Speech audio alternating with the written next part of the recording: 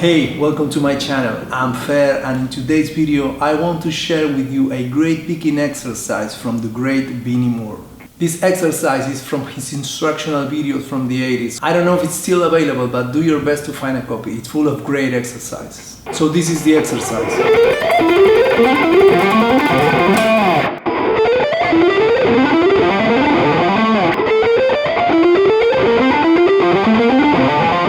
We will divide it in 5 sections. Section number 1.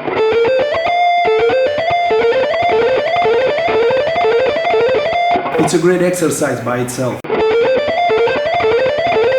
Section number 2. It's the same pattern, but you have a jump here. Then section number 3. 4. And 5. It's not a hard sequence, but start very slowly.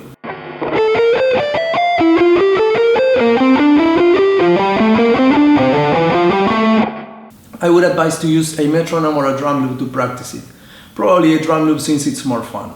You can use this exercise as a starting point and create your own custom sequences. So let's say position 1, you can go up the fretboard following the major scale. And you created a whole new different exercise. Or you can repeat some sections.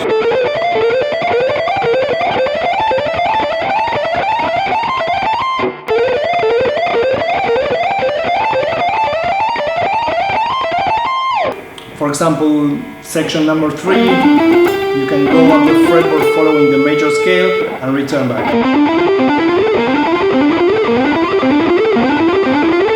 Or section number 4 and do the same.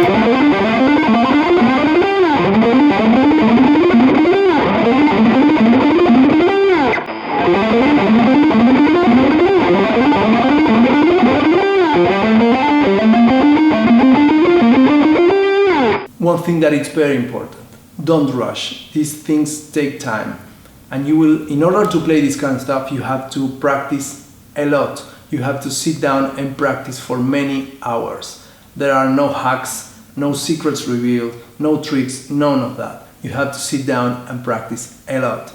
The good news is that there's nothing better than practicing guitar. It's the best thing ever. There are no shortcuts. One question that I get a lot about these sequences is, should I start with a downstroke or an upstroke? For me, truly, there's no right or wrong. I always start with an upstroke because that's what works for me. But if you start with a downstroke, it's totally fine, and probably more people start with a downstroke. Another question that I get a lot, how much gain should I use when practicing? Enough gain for the notes to sound articulate. I would say not a lot of gain, and I would say not super clean either, because once you add distortion it will sound sloppy. And the last one, the pick. I think that thicker picks work better for this kind of stuff. There are many different sizes. Now I'm using one that is called Flow by Dunlop, and it's 1.5 millimeters. It's a great pick. It's the Tortex one, the one with the turtle. But I would recommend no less than 1 millimeter for this kind of stuff. But again, there's no right or wrong. If you feel comfortable with a thinner pick, then it's totally fine. Use whatever you feel comfortable with. Here you have another set of exercises to work on your picking technique. Please don't forget to subscribe, and I'll see you next time.